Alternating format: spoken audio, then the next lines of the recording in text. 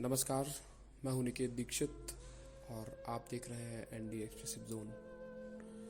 आज मैं ऐसी खबर के साथ हाजिर हुआ हूं जिसे जानकर हम सबके हृदय को गहरा आघात पहुंचा है। आज दोपहर तकरीबन 12:20 पर वेलिंगटन के लिए रवाना हुआ एक plane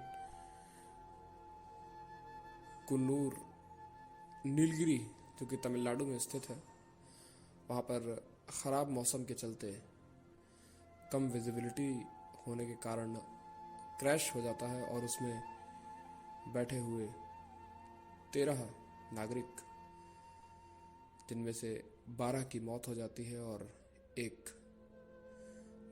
group captain Varun Singh अभी भी जिंदगी और मौत से जूझ रहे हैं। इन 13 में से सभी के सभी आर्मी के ऑफिसर्स होते हैं और जो लीड करते हैं इनको, वो भारत के वर्तमान और पहले chief of defence staff general Vipin Rawat होते हैं। जब यह खबर हम सबके सामने आई तो वाकई में दिल को एक धक्का लगा और ये जानकर बहुत दुख हुआ कि अब भारत के ये सारे जवान वीरगति को प्राप्त हुए। और बता दूं आपको कि इस हेलीकॉप्टर में जनरल विपिन रावत के साथ उनकी पत्नी मधुलिका रावत भी सवार थी और उनकी भी मृत्यु हो गई। इन 13 में से 4 चालक दल के सदस्य थे और बाकी विपिन रावत सहित 9 अन्य सैनिक। ये लोग एक लेक्चर देने जा रहे थे। एग्जैक्टली कॉलेज का नाम फिलहाल मुझे याद नहीं है। वेलिंगटन में जा रहे थे। उस दौरान ये प्लेन क्रैश हो गया और इन सभी की एक को छोड़कर मृत्यु हो गई। और जो ग्रुप कैप्टन वरुण सिंह हैं, वो अभी फिलहाल हॉस्पिटल में अपनी ज़िंदगी और मौत के बीच जंग लड़ रहे हैं।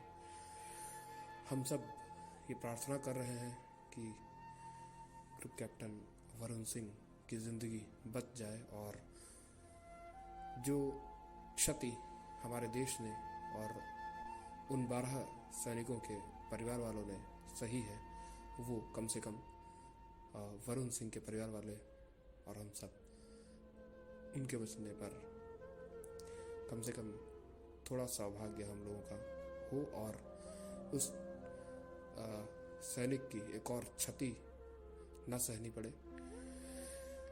यही दुआ उस ईश्वर से हम करते हैं। और साथ ही साथ मैं और मेरी एनडी एक्सक्लूसिव जोन की पूरी टीम उन सभी शहीद जवानों को अश्रुपूर्ण श्रद्धांजलि अर्पित करती है।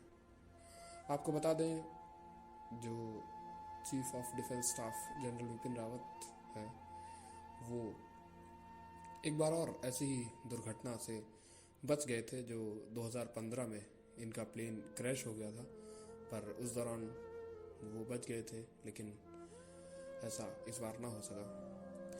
पहले सूत्रों से खबरें आ रही थी कि पहले सुनने में आया कि 11 लोगों की मृत्यु हो गई है, फिर धीरे धीरे 12 लोगों की मृत्यु हो गई है।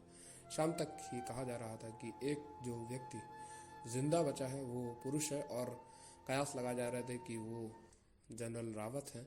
लेकिन बाद में ये पुष्टि हो गई कि जनरल विपिन रावत अब नहीं रहे और वो कैप्टन वरुण सिंह है। तो कहना यही है कि अब इन सभी शहीदों की आत्मा को शांति मिले और ईश्वर इन्हें अपने श्री चरणों में स्थान दे। जनरल विपिन रावत भारत के थल सेना प्रमुख रह चुके हैं।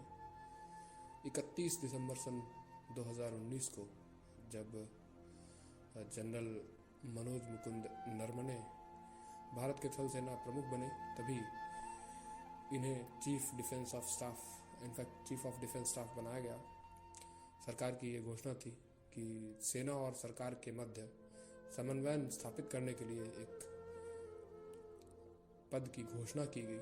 ये पोस्ट बड़ी ही महत्वपूर्ण थी भारतीय सेना एवं सरकार के बीच समन्वय स्थापित करने के लिए, और उद्देश्य इसका यही था कि युद्ध की स्थिति में भारत की सेना और सरकार एकजुट होकर किसी भी आपातकालीन स्थिति का सामना कर सकें।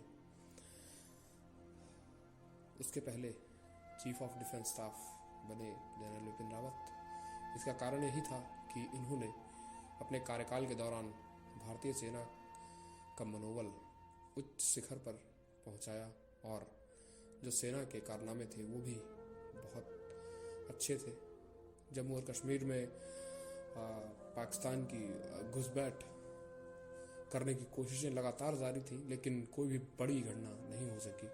हाँ, इनके कार्यकाल में 2019 के ही शुरू में फरवरी में जब पुलवामा अटैक हुआ, उसके बाद एयर स्ट्राइक हुई। 2016 में उरी हमला हुआ, उसके बाद भी ये सर्जिकल स्ट्राइक हुई।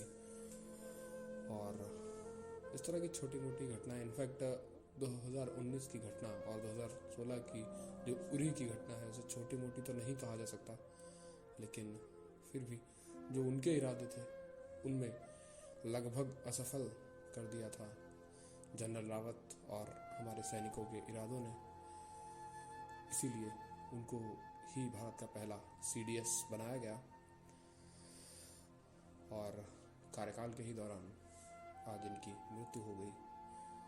तो फिलहाल के लिए इस वीडियो में इतना ही। जाते जाते मैं यही कहूँगा कि आप सब सुरक्षित रहें, सजग रहें, सतर्क रहें और अपने आप को सेफ रखें, और हमारे सैनिकों के लिए दुआएं और श्रद्धांजलि उनको अवश्य दें, चाहे जिस तरीके से भी हो।